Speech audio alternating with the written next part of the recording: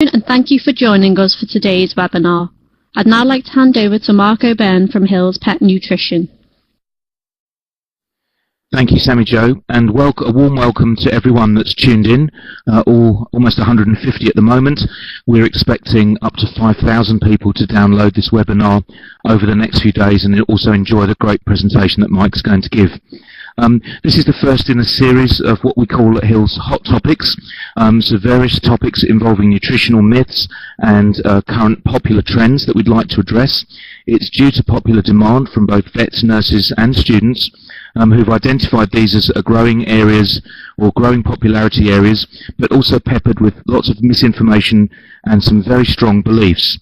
We know that there's a lot of anecdotal evidence, but some of the stories are incredibly strong, of great successes and very emotional testimonials from pet owners and vets alike who have said that some of these different trends in nutrition have certainly helped their pets, and we'd like to be very open and transparent about that.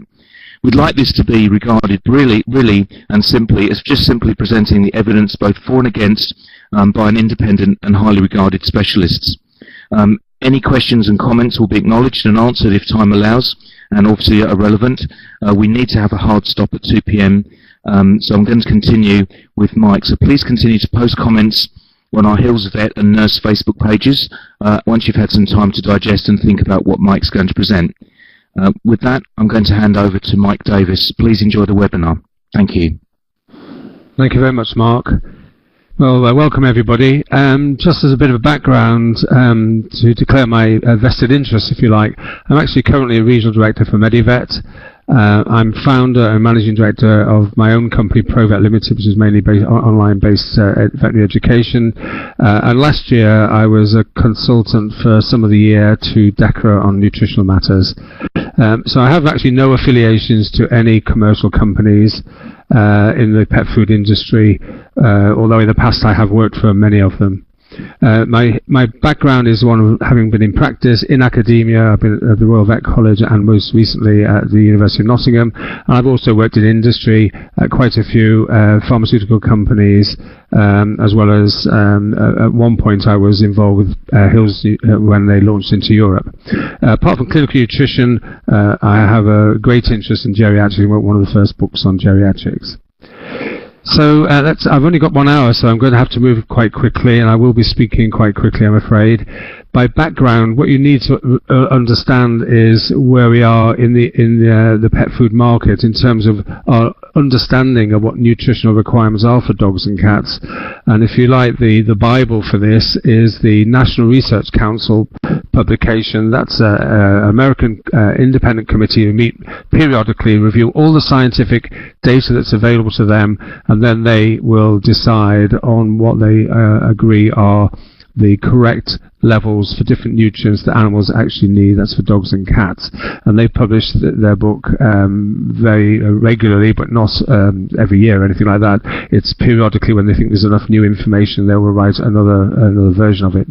Now, a lot of the studies in that book are pure research. In other words, deprive an animal of a vitamin until it starts to show clinical signs of deficiency. And so they're often defining minimum requirements and in some cases maximum requirements before, if you exceed that, you might get toxic effects. But that's a different world to the real world of feeding animals foods, because when you compound a food, whether that's a raw food or a cooked food, there are things in the foods that will interact with each other, and availability of nutrients might be different to a pure food being fed in an experimental environment. And so in America, the American Association of American Feed Control Officials, they actually take the basic information on basic nutritional requirements and modify it to take into account interactions in foods. So you would never feed an animal just the absolute bare minimum of a nutrient, because it's likely not to be 100% bioavailable in that format. So you generally end up having to feed more of an essential nutrient to make sure the animal gets the basic minimum. And in Europe, the guidelines for what pet food manufacturers should include in foods being sold for cats and dogs as a complete diet are all put together into the nutritional guidelines published by FEDIAF. And anybody who wants to sell into the European market a pet food which says complete on the label should abide by those guidelines. Now, in terms of homemade diets, we know that an ingredient you might put into a foodstuff is not the same depending on its source. So if you cast your mind back to school, I remember being taught about the rain shadow effect. If you plant a grain on one side of a hill and the same grain on another side of a hill, when you come to harvest that cereal, it will not be the same, because where there is a high rainfall, minerals could be washed out of soil. When you harvest that plant will actually result in a variation in its constituents. So as a crop gets older, the fiber content goes up, and we know that fiber inhibits the bioavailability of nutrients, in particular minerals, that are held in that cereal. So just buying cereal grain from one source to another doesn't guarantee it's identical every time. And the same is true for products such as beef. If you buy minced beef, even in the same store, you will have different grades of minced beef. There are things added to it other than just the muscle meat from the animal. And just asking an owner or suggesting to an owner to go and buy minced beef will not guarantee that each time they buy it, it will be totally identical in its constituents. So the truth is, it's virtually impossible to construct a homemade ration that meets all the nutrient requirements every single time it is made. And what you need to do this successfully is to ensure absolute consistency of raw ingredients going into that foodstuff, which is very difficult for consumers to do. Once you've got a formula where you make a homemade diet, ideally full chemical analysis should be done on it, and of course, to ensure something is adequate over a period of time, they should really be subjected to feeding trials. Now, in my practice, most of the homemade rations that I see are inappropriate, and they're usually heavily all meat or all fish biased, which is not a good balance for a complete ration. When veterinary surgeons or others create a formula for a homemade ration, they're using computer programs. Now, this should give some idea that the food's going to be something like a balanced ration, but to my knowledge, they have never been subjected to AFCO feeding trials to ensure they meet requirements, especially over a long-term period. Also, for homemade rations that are recommended for clinical use, they've never undergone controlled clinical trials to prove their efficacy and safety in animals with the disease for which they've been designed. And studies that have looked at declared recipes for homemade rations show that they do not meet requirements and may indeed be harmful if fed to animals with illness. So, for example, this is Jennifer Larson's paper. It was published in JAVMA in 2012, and they looked at a total of 67 homemade diets being promoted for use in dogs and cats with chronic kidney disease. I don't have time, because it's quite a short webinar this, to go through all the details of all these papers, but the bottom line was that no recipe met all the basic National Research Council nutrient recommended allowances for adult animals. So not a single one of the 67 diets actually met the minimum nutritional requirements, and there were many, many problems with them. And in fact, if fed long-term to animals with chronic kidney disease, it was deemed that these would be harmful, not helpful. Even if you were to find a homemade recipe which did meet all the minimum requirements and the needs of the patient that you're managing, a study I did when I was at University of Nottingham would suggest that even this cannot be relied upon. What we did, and this was published in the Vet Record, what we did was we took a diet that's well publicized in one of the main nutrition reference books that's available in the UK and abroad, and we took the recipe that was published there with a claimed analysis, and this actually happened to be also for chronic kidney disease in dogs. This is what it looked like, and basically it was a potato and mince ration, and we were shocked when we had these 6 nurses independently made up this recipe, and then we had them analysed, and we were shocked at the variation in these diets.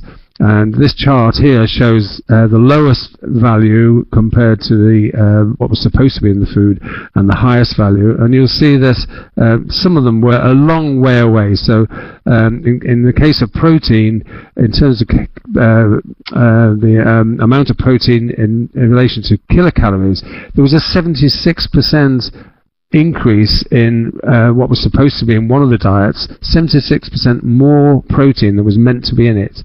And some of the other figures are quite high, 61% difference in fibre. And we know that fibre in a food reduces the bioavailability of everything else in it. So this diet, when made by qualified veterinary nurses all interested in clinical nutrition, we were unable to reproduce the formula recipe that was supposed to be in the food according to the textbook. So some of the biggest differences we found was energy density varied from 109 to 136, protein from 3.83 to 6.5, fat from 5.5 to 7, carbohydrate 5.5 to 9, ash from 0.47 to 1, fibre 0.31 to 0.82, and phosphate from 0.88 to 0.242. So these are quite large differences to have in a diet that you're wanting to control intake for a clinical condition. So some of these things then would not be acceptable if fed continuously were providing that variation from what was required in this patient. Interestingly, only one of the diets from the 6 that we made from the recipe contained the recommended amount of protein for dogs with CKD. And in terms of phosphorus, a lot of them were within the reference range, but 2 of the samples actually contained less phosphorus than the minimum recommended amount for a dog with CKD. So basically, homemade diets vary in content depending on selection of the raw ingredients by the owner and or the methodology of preparation. And we cannot rely on our owners to reproduce a food with a consistent analysis. So unless the recipe is absolutely specific in the raw ingredients that are going into it, we can't have confidence in them, particularly in clinical cases such as chronic kidney disease, where we know control of some of those parameters is extremely important. Okay, if we go on to raw foods, well, there's an awful lot of noise in the marketplace from pro-raw advocates, and there are lots of publications online. If you do a search for raw food, you will find yourself swamped with pro-raw information, and that's what the consumers are now being exposed to. The thing is that when you talk about raw foods, it has a whole lot of different meanings. When I talk to clients who are feeding raw, they're quite often just feeding this. They're just feeding what they think animals want, dogs and cats want, which is meat itself. And of course we all know that meat by itself is not a very sensible way to feed animals.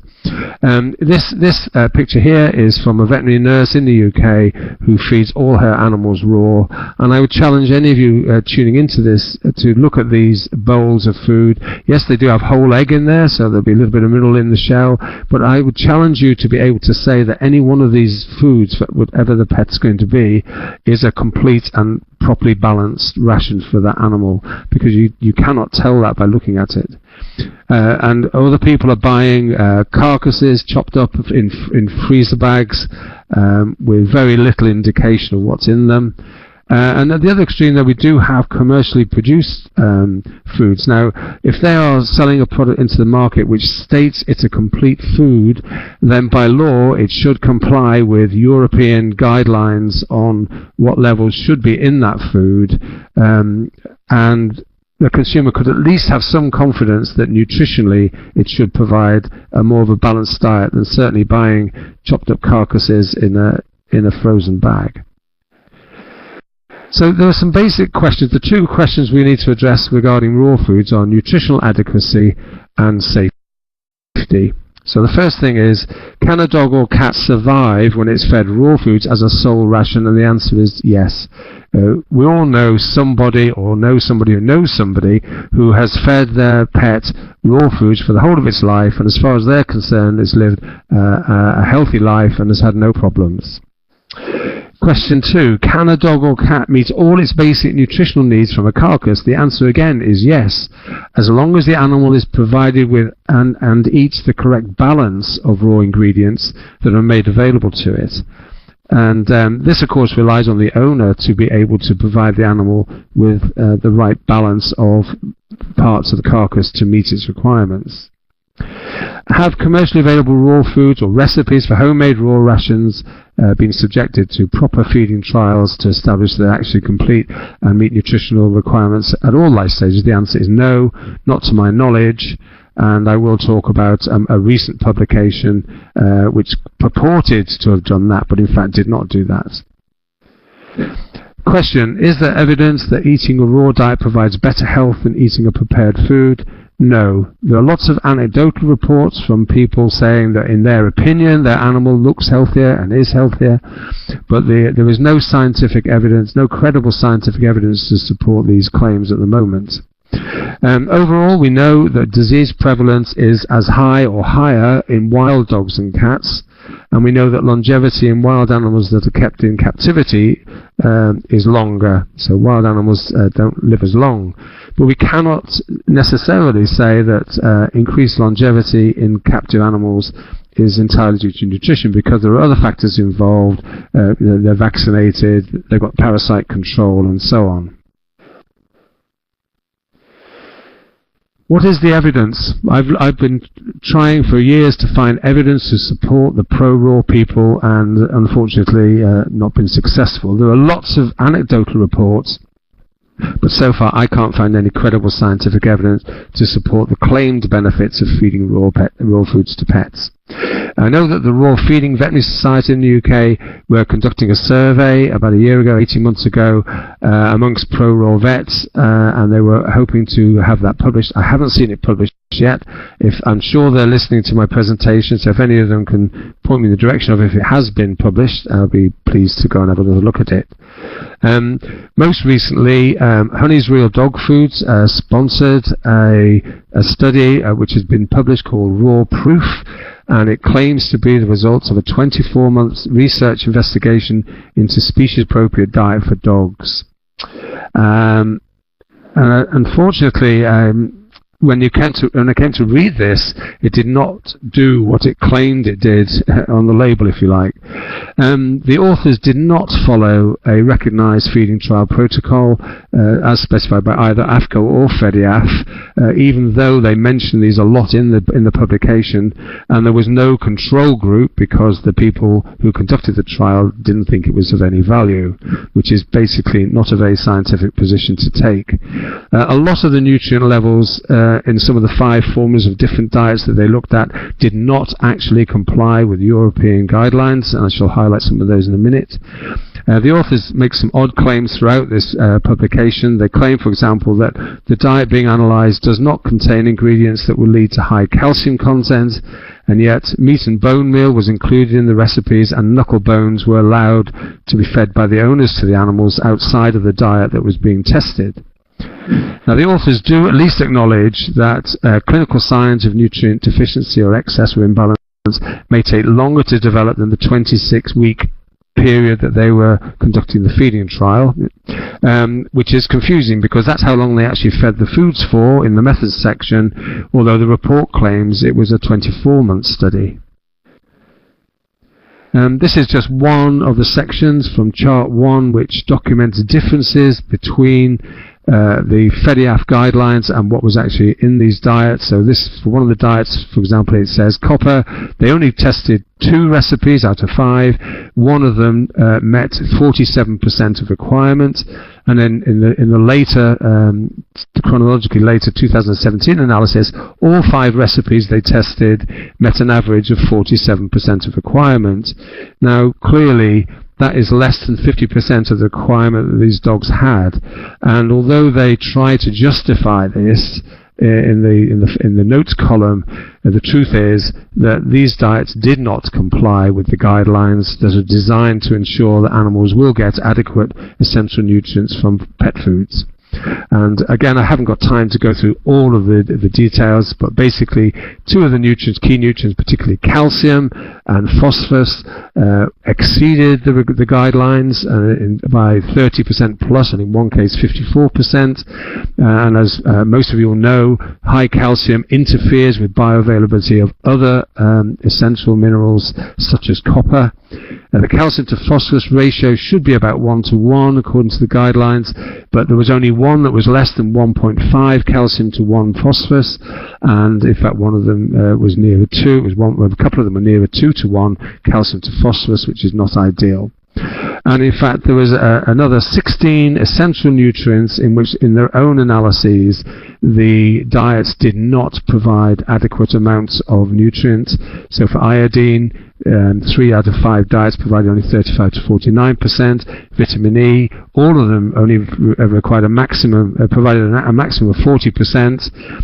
Folic acid, 31 to 35%. Thiamine, 35%. And even linoleic acid was only provided up to less than 80% of requirement. So by any stretch of anybody's imagination, these diets did not comply with European guidelines on nutrition requirements for animals. And although they were apparently healthy, the dogs, during the study that they conducted, at no time did the authors take fecal samples and have them checked to see if they were carrying and shedding pathogenic organisms, and yet we know that feeding raw meats is associated with serious pathogens in the GI tract of dogs. So another question is, are pets able to selectively feed on raw foods? So if you provide them with a carcass, will they be able to select a balanced ration to meet their needs, avoiding deficiency or toxic amounts when consuming raw food? I'm afraid the answer is definitely no. Not only can raw foods, where they're containing bones, cause obviously GI obstructions, the other ingredients on a plate can be very serious and damaging. So when I was at Pride Veterinary Hospital in Derby, raw feeders in that region like to feed poultry necks, duck necks and chicken necks. And one day we had a dog come in, and the students and I saw the dog in great distress, and it had actually swallowed the whole of a duck neck straight into its stomach. And you know, that's not a very clever thing to be doing for an animal. Also, of course, the vertebrae contained in the spine are pointy, sharp bones, which are more likely to get stuck if they progress out of the stomach and cause a physical obstruction. So this type of practice is crazy. The plate of food here is actually off a Boxer website in the UK, and the authors claim that this is what you should feed your boxer every day for a healthy diet. Well, anybody who's been qualified as long as me will recognize immediately, if you feed that much raw liver to a dog every single day, it will develop hypervitaminosis A. Now, how do I know that? Well, when I qualified in the late 70s, it was still popular for people to eat liver, and because they had liver in the house, they often gave raw or cooked liver to their pets. And I used to see in my practice on the Wirral cases of hypervitaminosis A in cats and dogs almost every week, and I'm quite certain now that people will be seeing more cases as a result of this tendency to feed raw foods. And we've already mentioned that it's very common for cat owners to just feed fish, or dog owners just feed meat of some sort, because that's their perception of what a healthy raw diet is. But if you actually feed meat to a dog, this is showing you a graphic of if you just feed meat to meet its calorie requirements. So 100 is 100% of requirement, that's 100% of calories. This is what you're doing in terms of basic needs requirement. You're giving over 5 times as much protein as the animal requires. Well, there's no surprise there. And if you look at this list of essential ingredients, there are only 2 nutrients which exceed the minimum requirements, and that is potassium and magnesium, and they exceed the minimum requirements because they are intracellular, and of course meat is essentially muscle cells.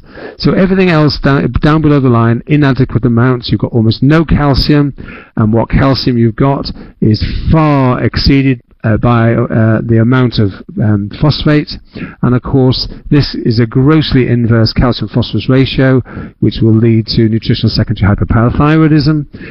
But you need to note that there still isn't enough phosphorus in this diet to meet the minimum requirements of these animals, and so it goes on with trace elements, iron, copper, and vitamins. So an all meat-based diet is actually grossly deficient in many nutrients, not just calcium, which everybody knows. So two things that I was taught as a student, and I still believe, are first, do no harm, and second, most animals get better despite what we do, not because of what we do. And I find it unbelievable that here I am in 2008, well, the end of 2018, still having to give a lecture about basic nutritional principles which have been known, many of them, since the 30s, and yet we still can't get it right, and we're still prepared to feed animals in a way that harms them. So obviously we all know about foreign body, and of course a lot of foreign body obstructions in the intestines we can remove successfully. Even foreign body obstructions in the chest we can remove successfully. But if they are sharp, pointy bones and they perforate through the esophagus, or they've been there for a while and you get necrosis of the esophagus, these, in my experience, can be life-threatening situations. This is a classic example of nutritional secondary hyperparathyroidism with poor mineralization and multiple fractures, not just in this one limb of this 6-month-old cat, but in multiple limbs. And there's an attempt at healing radius ulnar here. You've also got a folding fracture of the humerus there, and this should not be happening in the 21st century. These two, many of you might recognize this. This is hypervitaminosis A. We get new bone form around joints. They can be in long bones or they can be in the neck. This is actually in a cat, a 6-month-old cat. And obviously these new bone development causes pain. So you get lameness or pain and difficulty moving the neck if it's in the neck region. A lot of people don't know or have failed to be told that hypervitaminosis A during pregnancy in the dog can lead to cleft palate in puppies, so that's one of the differential causes, not always genetically inherited. About, in my experience with the cases I've seen, about 50% of cases where puppies have been born with cleft palate, it is excess vitamin A during pregnancy, usually due to supplementation with liver, but it can also be with vitamin supplements where the animal's already on a diet which contains a lot of vitamin A. This is a case of dilated cardiomyopathy, and dilated cardiomyopathy has been associated with feeding raw foods, and I'll show you that, a case study of that in a minute. So first, do no harm. If we feed bones, we know all practices make a lot of money every year to taking bones out of animals. It's not necessary. Mostly they're okay, but of course they can become more serious. And this is a case from the vet record that Ross Allen in Scotland had, where a raw-fed dog was fed chicken wing which got stuck. But it isn't just an obstruction. This is actually a volvulus of the small intestine, which is why it got published in the vet record last year. A group in Davies, California, they were interested in looking at feeding raw foods to growing kittens, so they fed whole ground rabbit, and the other group, they fed a commercial growth diet. What they found was surprised them. The growth rates were very similar, and in fact, externally, they thought the raw-fed kittens looked healthier. They seemed to have a glossier coat and skin. But 10 months into the study, one of the cats in the raw diet died, and it was confirmed to have died from cardiomyopathy due to taurine deficiency. They then conducted echocardiography on the others, and they found that 7 out of 10 of the group that were on raw actually had heart changes associated with taurine deficiency. Now this is quite bizarre because it was known on analysis that more than enough taurine was present in the food, as we would expect, because it was largely a meat-based food. And in fact, to my knowledge, they don't know why they developed this taurine deficiency. But one thing they did do is they included the whole of the skeleton in the ground rabbit. So it's possible that the mineral content interfered with taurine bioavailability. Other things that can go wrong include dietary hypothyroidism. This is a study of 12 dogs. that were seen, which all developed clinical signs of hypothyroidism and had high thyroxine on raw foods, and when they corrected the diet, the thyroid levels returned to normal and the clinical signs resolved. So obviously if you're including thyroid tissue in a part of the neck region in the carcass that's being fed to an animal, there is a risk of causing hypothyroidism. But the most important thing in terms of risks to pets and humans from feeding raw are the infectious agents. And we know that dogs or cats that are carrying pathogenic organisms may be asymptomatic, but they still shed those organisms into the environment, and in studies, within 24 hours of feeding salmonella contaminated meat to a dog, it will be shedding salmonella even if it is actually healthy itself. A lot of the organisms that we're going to talk about can survive in the environment for long periods of time, months in some cases, and they'd be very difficult to remove by normal cleaning methods. Licking and grooming the perineum spreads organisms across the animal's body and into its mouth, and we know that oral concentrations of zoonotic pathogens increase after feeding raw foods. So feeding an animal raw foods increases risk, yes, to itself, but also to in-contact animals, and probably more importantly to people. Now, we've got a number of issues here. Pets and humans with clinical signs of foodborne infection, which is usually transient gastroenteritis, are very rarely worked up fully because we don't need to. They're treated symptomatically. And vets never ask owners if any humans at home are affected. Medics will only work up cases fully if the condition becomes chronic or if it's very serious, or if they get a group of people which are affected at the same time, because then they want to look for a common source like a restaurant or something like that.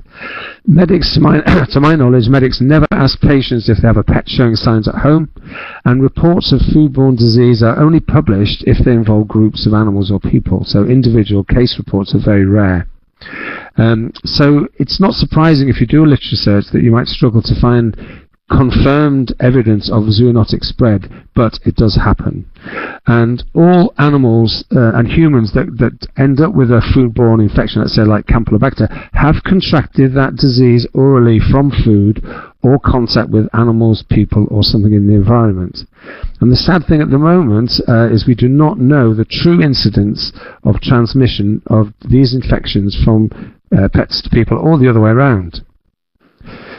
This is a study that was published in the Canadian Veterinary Journal, and what they did was they looked at how easy it was to get rid of salmonella from pet food bowls, and I think the results were quite shocking. What they found was, obviously, if you don't clean the bowl, you can recover the salmonella from all the bowls later. But what was surprising was, even when they got down to using 10% bleach, 17 out of 24 bowls, and there's a mixture of stainless steel and plastic, they were still able to isolate salmonella from it, even after using bleach. And so the shocking thing is that if you do get one of these infectious agents in your premises, it can be very difficult to eliminate it and prevent transmission on. Basically, if you look for systematic reviews of raw feeding in animals, you won't find any. In this study, which was published in 2011, they found one paper in which owners were asked how they felt about the health of their animals, and in this group, 16.2% of the dogs and cats, 9.6% of cats were being fed some raw, but only 3% in this study were being fed exclusively home-prepared diets. So, and it wasn't a very robust study, but it was a level 4. There are no level 1, 2, or 3 studies, in other words, high-grade scientific studies to report to you. There are a lot of level 4 isolated case reports of feline hypothyroidism, hypervitaminosis, pansteatitis, secondary nutritional hyperparathyroidism, and other skeletal abnormalities. But really, we can't talk about systematic reviews in this context at this time. There are a lot of studies that have looked at what is in raw pet foods. So here's a study where they looked at 22 foods, and I won't go through all the details, but the bottom line is that raw foods, and occasionally also commercial foods, contain pathogens. Now, there is a significant difference though, because we know that raw foods are naturally carrying these pathogens. When we feed a food, if we buy a commercially prepared cooked food and it's contaminated, that's accidental contamination, and so there is a big difference between understanding of what role we can play in preventing transmission. So there are a lot of studies, in this case looking at risk of salmonella. 80% of raw chicken diets were culture positive for salmonella, which probably isn't a surprise. 30% raw chicken eaters were also positive. So yes, it's in the food, and yes, the animals are passing it in the stools, whereas the commercial animals weren't in this study. In another cohort study, quite a lot of dogs in this, 200 pet therapy dogs, they found that there's a massive difference in shedding of salmonella in the feces, so from 0.61 cases per dog per year to only 0.08 in the non-raw food consumers. There was also a great increased risk of shedding E. coli that were resistant to cephalosporins because they were carrying cephalosporinase in this study, which is of concern. Here's another study that was published where they evaluated bacteria and protozoan contamination, and again, without going through all of the details, because I'm going to talk about some of the individual infectious agents in a minute, basically bacterial contamination is common in commercially prepared raw diets, and the risk of ongoing transmission to other animals and people is high. In the UK here, we had a lot of media coverage in the newspapers after Overgau reported 35 brands that they'd tested, and what they found, these were all frozen meats, and when they defrosted them they found a lot of salmonella, listeria, E. coli, antibiotic-resistant E. coli, as well as sarcocystis and toxoplasma in the samples. 23% of them contained a type of E. coli that can cause serious renal failure in humans, which is an extremely high level. And listeria was found in more than half of the products. So this is a serious level of contamination in foods which are available for feeding raw to dogs and cats. So the organisms I'm going to talk about in the remaining part of this webinar are Campylobacter, Clostridia, E. coli, Listeria, Mycobacteria, Salmonella, Toxoplasmosis, and then you might be surprised that I include norovirus, pseudorabies, avian influenza, and I'm even including Ebola for those of you who work in the London area. Okay. First thing to realise is when you buy meat from a store anywhere in the UK, it may not have originated in the UK. We live in a global meat market, and meatstuffs are being imported from all over the world, Australia, Canada, but also India, North America, South America, the Far East. So whilst we can be very comfortable about our own meat hygiene, we cannot rely on that from imports from all over the world, particularly when you see that there are illegal imports of even bushmeat coming in from Africa, which is unbelievable. So let's have a look at the bacteria. The Food and Drug Administration have issued a public health warning to owners about handling raw diets, and they actually specify, and it's on their website, to prevent infection with Salmonella and Listeria monocytogenes, it's best if you don't feed your pet a raw diet. And they cite obviously good hygiene if you are handling them, but they say that high-risk people should never handle them, and that obviously would be children under 5, old people, pregnant women, and anybody with a weakened immune system due to disease or iatrogenic due to treatments. Now, in the UK, the latest statistics I've got are that 1.7 million food poisoning cases a year, of which 22,000 people are hospitalised. 700 people every year die from food poisoning. And Campylobacter is the most common foodborne pathogen, accounting for nearly 300,000 cases and over 100 deaths. Clostridia, also a large number of cases, and norovirus. And Salmonella, not so many cases, but the most deaths result from Salmonella poisoning. And then E. coli, nearly as many cases as Salmonella. Now, there are lots of ways in which these infectious agents can be transmitted. They can be in cheese, they can be on cucumbers, but by far the worst source of infection is poultry meat, and that's linked to the most cases of food poisoning every year.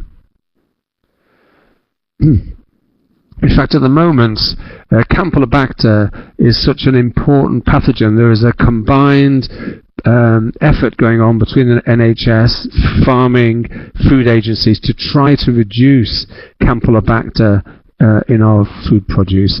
And this is a slide from a couple of years ago showing that even the best supermarket supplier of chicken, 64% of the chickens that were randomly sampled contain Campylobacter, and that rose to nearly 80% in the not so good supermarket at the time. So this is a big problem because raw chicken is a common component of raw feeding to dogs and cats. In New Zealand, they sampled 50 raw meat pet diets from supermarkets or pet stores, and they tested them for Campylobacter, and they found that 42% of them were positive, and over half of those bacteria were the same strain that's most commonly associated with Campylobacter illness in people. So there's some simple mathematics we can do here. If 1 million dogs are fed a raw chicken meal a day, that's 365 million raw chicken meals a year. Based on the lowest figure, that means 233 million doses of Campylobacter are going to be given to dogs in a year. Now, how many of those dogs will develop disease? Well, we know that most will not develop clinical signs of disease, but some will, because Campylobacter is a recognized cause of problems in dogs. How many in-contact people will be infected or develop disease? Well, we don't know. How many dogs will be on antibiotics for various ailments? And how many of the affected dogs will be treated by us with antibiotics? Because Campylobacter is already resistant to most antibiotics. And so by encouraging feeding raw chicken to dogs, we're encouraging the development of multiple drug resistance, which is not something we should be actively seeking to do. In another study, DEFRA funded a study that they reported in 2009, and they found there was a high prevalence of Campylobacter infection in dogs in the UK generally, and up to 70% in kennel dogs. And they also said that dogs in kennels and hunt dogs, the overall zoonotic risk may be greater than in households, and that's because, obviously, hunt dogs are fed raw all the time. In this study, they also noted that Clostridia jejuni isolates were very similar to the same strains that are found in humans. Now, there's a lot being said by some agencies in the UK saying that freezing kills these pathogenic bacteria, but freezing can reduce but not eliminate Campylobacter, unfortunately. If we move on to Clostridia, C. perfringens is commonly found in raw meat and poultry. It causes about 1 million cases of illness in people every year in the USA, and between 3 and 32 reports of outbreaks involving up to 700 individuals in an outbreak are reported in the UK. And also C. difficile has been found in raw meat intended for pet consumption and in ground beef products in Canada and in France. Freezing does not affect spores, so Clostridia spores will survive, and maybe surprisingly, an outbreak of botulism has been reported following feeding a raw pet food to dogs after the freezer was stored in defrosted. So this report came from Joe Payne at the National Veterinary Advisor for Toxicology and Chemical Feed and Food Safety at the Animal and Plant Health Authority, and basically she documented 11 dogs from various breeds that went down with botulism, and some of the dogs died over a few-day period, and they'd been fed a vacuum-packed raw meat. What had happened was the property which held the freezer in which the meat was being stored had electrics failure. The freezer containing the vacuum-packed meat was left closed, but obviously had thawed, then refroze, and then the carcass that was in there was fed to the dogs a few months later. Interestingly, it was a split carcass, and the other half of the carcass went to a different owner who cooked it before she fed the dog, or he or she fed the dogs, and they did not get affected with botulism, and that's because heating does denature the toxin. And this group, the APHA, are also aware of several outbreaks of botulism in hounds at hunt kennels, and associated presumably with carcasses that have been infected. We also know that, unfortunately, veterinary interference and use of antibiotics has been responsible for the development of antibiotic resistance in Clostridia species. Now, a little bit more seriously is E. coli. E. coli can be a fairly benign organism, and symptoms can vary from asymptomatic infection to death with severe gastroenteritis and hemorrhagic gastroenteritis in between. But what of most concern are the more pathogenic forms which enter hemorrhagic E. coli, which can cause a condition called hemolytic uremic syndrome, HUS. And this results in acute kidney failure, and it is actually the leading cause of renal failure in young children.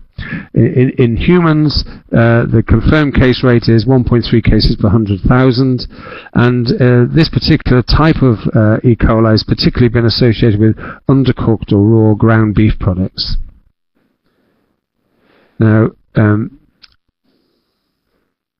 there's a study done at Liverpool where they looked at E. coli carriage, and they found that there's a high risk of carrying multiple drug-resistant E. coli in dogs being fed raw foods.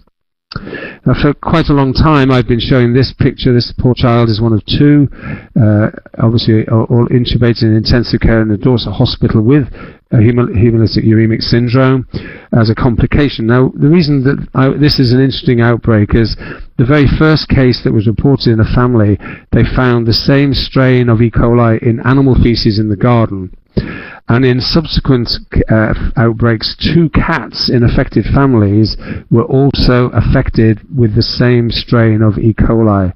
So, as far as I'm aware, they never actually found out where the original E. coli infection came from. So it could be the people were infected and then passed it on to the cats in the household, or it could be the cats were infected and passed it on to the people, or it could have been they were both simultaneously infected, but you know, it doesn't really matter. It demonstrates that transmission between animals and people can occur in a household.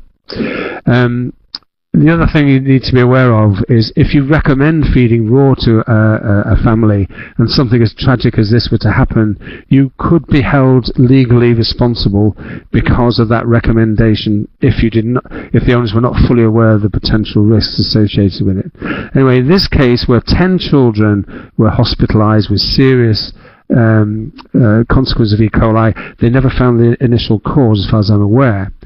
But unfortunately, in October of this year, a similar, not the same, but a similar serious E. coli outbreak has been documented in which sugar was involved, and there were 4 cases, 3 of which were children under 10, and unfortunately, one of the cases that developed HUS actually died. So we now have absolute confirmation that raw foods, in this case raw foods contact, pet food contact, was linked to this serious outbreak of disease and also a human death. Between 800 and 1,000 cases of infection with the toxic form of E. coli are confirmed every year, and we know that these types of E. coli are being shed by animals being fed raw food. So this is something we should be discouraging. As we speak, there is an outbreak, unfortunately, the really tragic death of 2 children in the same family in Leicester. As we speak, I'm waiting to hear back from Public Health England, but they are still investigating the source of these E. coli. It doesn't matter what the source is. We should not be doing anything in our world that encourages shedding of serious pathogenic E. coli and putting people and children at risk. Okay, the FDA mentioned listeria. I've only met one vet in this country who's actually diagnosed listeria as a cause of disease in pet animals, and that's because basically listeria just causes vomiting, diarrhea and fever, and of course we don't work them up unless they become very serious or chronic. But in people, listeria causes meningitis, sepsis and serious complications during pregnancy. So listeria is much more serious in people than it is in in our pet animals. In the USA, there have been 24 confirmed outbreaks, serious outbreaks, over that 10-year period, resulting in 359 illnesses, of which 10.6 people died. So it's got a 10% mortality rate, which is extremely high. In the UK, according to Public Health England, the confirmed annual cases range from 148 to 226 between 2006 and 2015, and most of them occur in high-risk people, which are people over 60, and in pregnant women. Is listeria an issue in pet foods? Well, it is. This is a study where they looked at 576 pet food samples, analysed. 66 samples were positive for listeria, that's over 10%, and of those, 32 of the 66 were Listeria monocytogenes. Also in this study they identified salmonella, and the listeria and salmonella in this study of 576 different pet foods were only found in raw foods or jerky treats, that's the dried hide treats. We don't have routine surveillance for listeria in pet foods in the UK. In America they do random sampling sometimes, and in fact this is a report of a pet food company who had to withdraw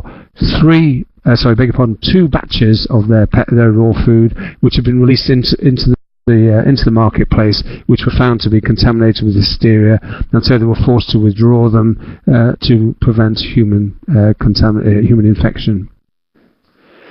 Mycobacterium tuberculosis, quite topical at the moment. In 2012-2013, a practice in Newbury identified 9 cases of TB in cats, and 2 people who've been in contact with the cats were found to have active TB infection as well.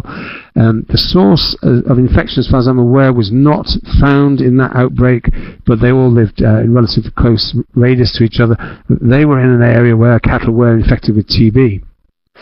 So cats can become infected by drinking milk or eating byproducts from infected animals, and there are about 40 cases of humans catching bovine TB in the UK every year. The organism can be killed by cooking. Now in November this year, Vet Times carried a letter which reported TB confirmed in 3 cats that had never been outside the house, and they were therefore had somehow contracted it from something else. They lived in a low-risk TB area, and these cats were all being fed raw diet, which is considered by the attending vets as being the most likely source of the mycobacteria.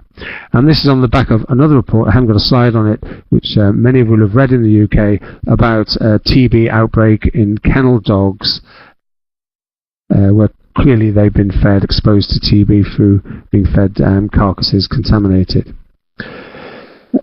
And salmonella, this is an agent we're all familiar with in terms of food poisoning. There are lots of reports, and usually, as I said earlier, reports are going to be in groups of animals, not individual cases. So lots of reports of salmonella occurring in racing sled dogs, greyhounds, guard dogs, where a group of animals have gone down with gastroenteritis as a result of being fed contaminated raw meat. What brought to the attention of authorities in America and Canada the risks associated with handling raw foods, and that includes dried pig's ears, was a multinational outbreak of salmonella which was linked back to dried pig's ears, and very serious diseases and deaths were reported, and in fact the FDA conducted a across North America random sampling of these products, and they found that lots of them are carrying pathogenic bacteria. And in these outbreaks that occurred, it wasn't just handling the pig's ears itself. Some people were getting infected by handling dogs who had eaten these pet treats. So it's not necessary for the client or the person to handle them. They just have to handle the animal. There's lots of studies. This one by Joff, they looked at salmonella organisms being isolated. 30% of 10 dogs were fed homemade raw. They weren't able to isolate salmonella from animals not being fed raw, being fed commercial foods. And the thing about salmonella as well, once the animal's got it, even if it's asymptomatic itself, no signs, it can be shedding salmonella for up to 11 days in this case. So these animals present a health risk to other animals and to humans. And if you do a search on Google, you will find lots of isolated independent reports where there's evidence of salmonella infection involving both people, in this case a school child, and the house pet. Companies in the UK selling raw foods are saying that their foods are safe, and they are meant to screen all their products for salmonella and for Enterobacteriaceae. But in November 2016, Nature's Menu had to recall a batch of country's Hunter food because it had been found to be contaminated with salmonella, and they had to withdraw it, although it had already been sent out to retail outlets. Again, this is a tragic picture of a child that is in intensive care. This child, Noah Creighton, has suffered brain damage as a result of salmonella infection, and in this case they were able to track it back to a specific chicken producer, Foster Farms. So, you know, anything we do that encourages exposure to these raw foods is increasing risk of this type of thing happening. I'm going to get my skates on now because I've only got 5 minutes. So toxoplasmosis, yes, we all know about it. We all know cats are the definitive host. And in a recent review, though, Said and others in 2017, the UK government found a strong association between eating beef and toxoplasma. And so feeding dogs and cats raw food have a higher frequency of the disease, and once shed, T. gondii can survive in the environment for at least 6 months. So again, this is another major risk from feeding raw foods to pets. And good hygiene is important, and freezing very low temperatures might actually kill Toxicara. It's one of the few where it does. Okay, I'm quickly going to go through viruses. What viruses are we talking about? You may never have considered these. First of all, hepatitis E is in deer, rabbits, if you're feeding a wild boar, so if you're feeding, and pigs, if you're feeding these types of raw ingredients, they could be carrying this virus, and up to 25% of pregnant women will get liver disease if they're infected, and they will lose their own life and the baby's life.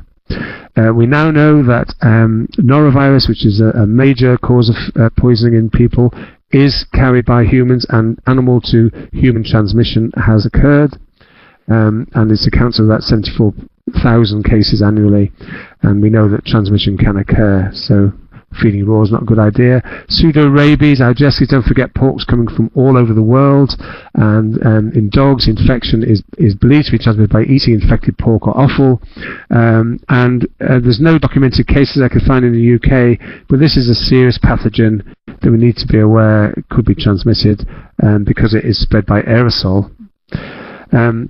Some of you may know that there was a case of a vet catching bird flu in New York at the back end of 2016, and this was because there was an outbreak of avian influenza in 100 cats in a shelter. The cause of that outbreak wasn't actually known as far as I'm aware, but in all other cases where cats have been infected with bird flu, including captive tigers, where 147 tigers out of 441 died in October 2004, and in other outbreaks where tigers were infected in 2003 and leopards were infected, domestic cats in Thailand, domestic cats in Germany. All of the research behind these outbreaks show that both the wild and domestic cats involved in these outbreaks had eaten raw meat contaminated with bird flu. So feeding raw chicken, raw poultry meat to cats would present a risk for bird flu for humans.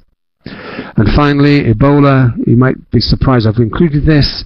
Human infection outbreaks are nearly always associated with consumption or butchering, processing meat from infected animals. And in the 2013 outbreak, the first person diagnosed was a child 0 who died and lived in a tribe where they were hunting 2 species of bat that carry Ebola. I was surprised to find that it's estimated that 7,500 tons of bushmeat is illegally imported into Britain, into London in particular, every year. And obviously, if this is coming in as fresh, frozen foods, this represents a really serious risk to Ebola. And obviously, if it was fed to pets, in theory, this could be a risk for humans as well. So, to summarize, there are lots of infectious agents. We also know that multiple drug resistance is associated with bacteria in pets, and so we should be being careful about recommending this practice. We know that 31% of dogs on raw diets were, in this study from Liverpool, were carrying E. coli resistant cephalosporins, compared to only 4% of dogs being fed cooked meats. And legally, there's actually no difference between what can be fed in a pet food. Freezing does not kill them. We need to be doing other things to try to avoid transmission of these infectious agents. Okay.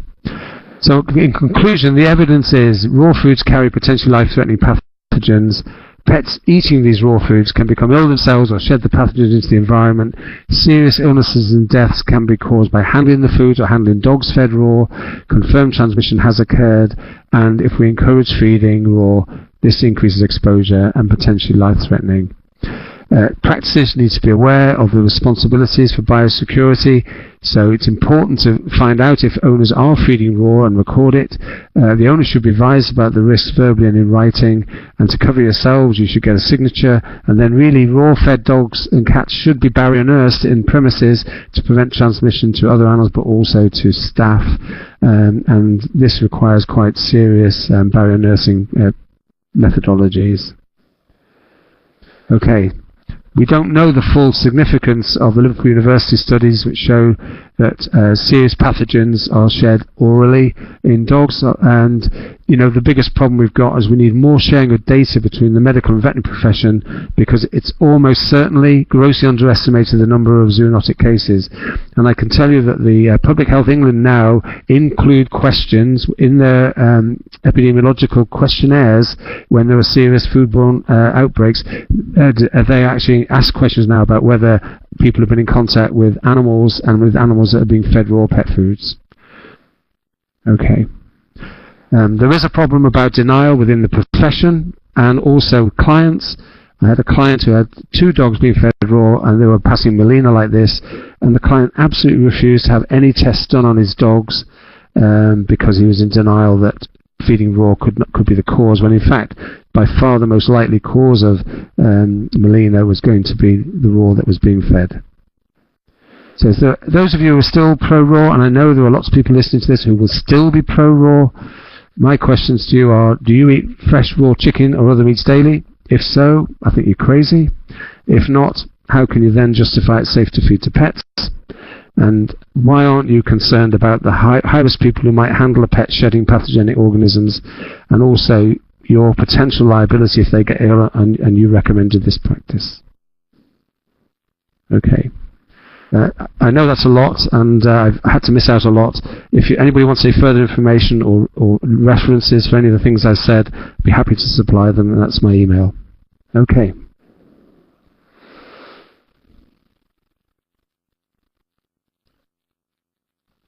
Okay, Mike, there are quite a few questions in, so if you do want to answer some of them, then obviously we can start going through, but if anybody doesn't get their question answered today, then obviously they can either email over to Mike, or once I've sent out the recording email, you can send your question back to me. Yeah. So if you're happy to have a little look, Mike, is that all right? Do you want me to take them from the top? Yes, please. Thank you. Okay. Okay, so Yao Paulo's Amaral, I think, says, does commercial brands of raw food meet biosecurity? Can't get the whole thing on the screen, I'm sorry. Actually, in the UK and Europe, they are only obliged to test for Enterobacteriaceae and Salmonella. So in terms of a lot of the agents I've been talking about, they're not routinely screened for, and I don't think there's any obligation for them to actually screen every batch of product that they make. If they did, then we shouldn't be having things like Salmonella getting out into the public domain, which it has done. Alison, is there any raw foods company that is recommended? At this time, I personally can't recommend any raw food company, because I don't believe any of them can be absolutely categorical and say that these foods cannot be carrying some of the pathogens I've been talking about. And I would never have it on my conscience that a child ends up in intensive care as a result of my recommendation. Minimum requirement for carbs. Carbohydrates are not essential nutrients for the cat or dog, because the carbohydrates that are used in the body, like glucose, can be synthesized from other ingredients. Have you ever seen nutritional hyperparathyroidism? Yes, I have, and it's always associated with feeding raw foods, raw meat. Mike, the question from Owen is, those of us who try to feed raw well would like assistance to feed a better diet. Okay, if you're absolutely determined to feed raw, then I would definitely consider one of the prepared raw foods, because in theory, if they are selling it as a complete food on the label in Europe, they are meant to comply with the nutritional guidelines. Okay.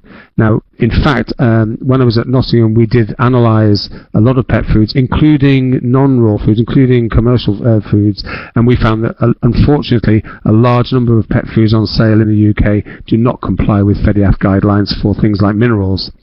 But still, if it was the worst of two evils, I would advise you actually then at least use a reputable company, let's say that's registered with PFMA, that is selling raw. Then you should have some comfort that maybe it does meet some of the guidelines. Whereas if you just encourage buying, a pet store one which comes in a plastic bag like the one I showed earlier, I'm afraid I don't think you can rely on them being very good. So there's a question here from Vicky. Don't you think it would be better to educate vets about raw feeding so they can advise owners appropriately? Well, hopefully that's what we're trying to do. People need to look at the published evidence for what's the best thing to do with these foods. Okay, there's a question here that a specific brand of food might meet FEDIAF guidelines. I'm not sure about the food that you've actually listed there. I'll have to go and have a look at their formulas and so on.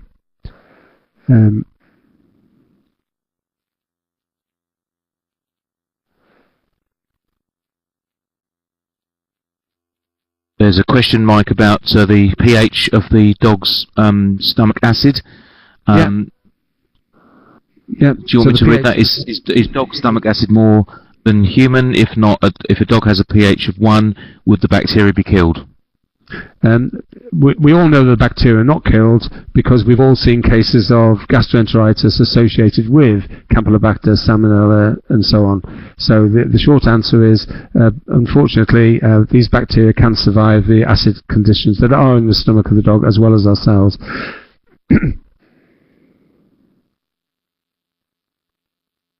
There are a lot of questions here which are very specific to specific things. I'm trying to find a question which is more general. There's one that questions you, Mike, where it's about the child being sick. Owen suggests that didn't the dog catch salmonella from the child, not the other way round? Yes. Larry asked, where's the proof of this child being sick by raw pet food? That could have been the other way around, but in fact we don't know, because that dog could have been carrying salmonella and being asymptomatic and then later developed signs. It's irrelevant. It's demonstrating that these pathogenic organisms are transmitted between animals and people. And so if we feed foods to animals which contain those salmonella, it's much more likely that the dog that was being fed raw contracted salmonella and passed it on to people. Otherwise, you've got to come up with a reason why the child got salmonella, and then how did it pass it to the dog, especially if it was in hospital for a couple of weeks before the dog went sick. There's another interesting one from Larry. What do you think about 60% of dogs dying from cancer and 57% being overweight because of commercially sold pet food?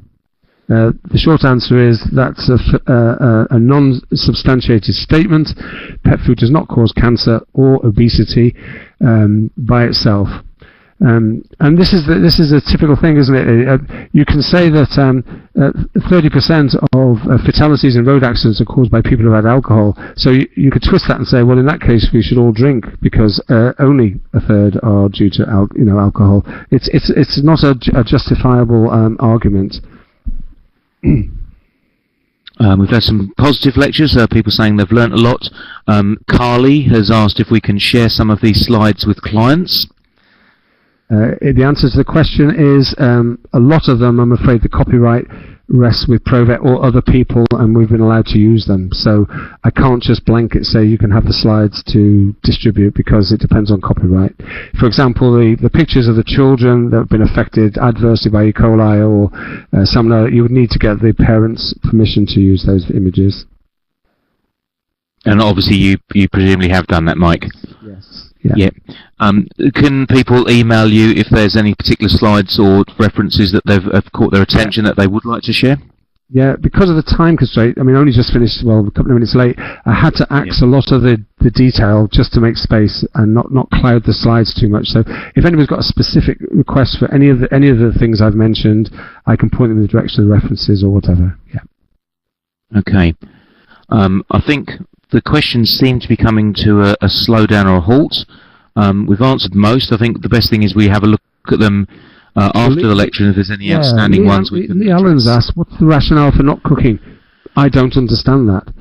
Yes, cooking does alter in some way, minor ways, nutrients and the bioavailability, but so does freezing. So actually, I don't understand, because cooking would make them safer.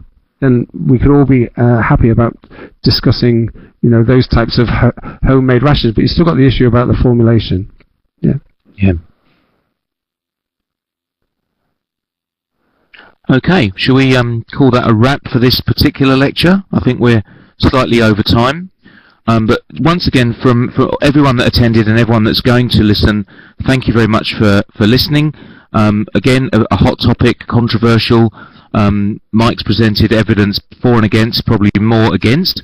But thank you very much for the comments. Again, we just wanted to have this in the open and have the opportunity to help people be educated and educate themselves. We know we get a lot of questions from clients, and sometimes the questions come firing at us in a 15-minute consult, and we don't necessarily have all of the information at hand. Hopefully this has opened up a little bit more insights about spread of disease and risks, things to consider both from a legal perspective and a duty of care perspective. It's not to promote Hills or Hills products in any way, and I'm sure that I hope that was very obvious, but we will have a series of other very interesting topics coming up over the course of the year, so please stay tuned, please respond on the Facebook pages, and we will try our best to respond to all questions through this format, or if you email either Mike or Sammy Joe when you get the registration page, that would be much appreciated, and thank you very much. And Mike, thank you very much for your time and obviously great wealth of knowledge. It's always a pleasure to work with you, and I think we've all learnt a lot. Thank you very much indeed. Thanks, Mark. Thanks so much.